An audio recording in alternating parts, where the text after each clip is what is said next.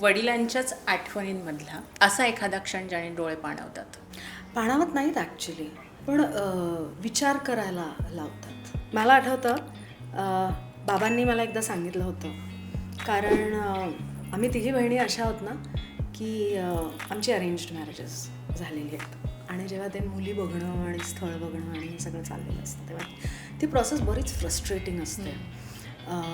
तर म्हणजे मुलं बघणं आणि मुली दाखवणं असं. तर एक दिवशी अशीच मी फ्रस्ट्रेट होऊन बाबा काय आहे, फक्त मी मुलगी आहे म्हणून मी हे का हे करायचं. तर त्यांनी त्यांच्या स्टाईलने एक लाँग पॉज घेतला आणि मला म्हणाले, भीमा मी तुला एक सांगू. म्हटलं हो सांगा. हे बघ, तुला जर लग्न करायचं नसेल करू नकोस. तुला आयुष्यभर पोसायला मी समर्थ आहे आणि तू कमावतेच आहेस, त्याच्यामुळे तू स्वतःला पोसूच शकतेस.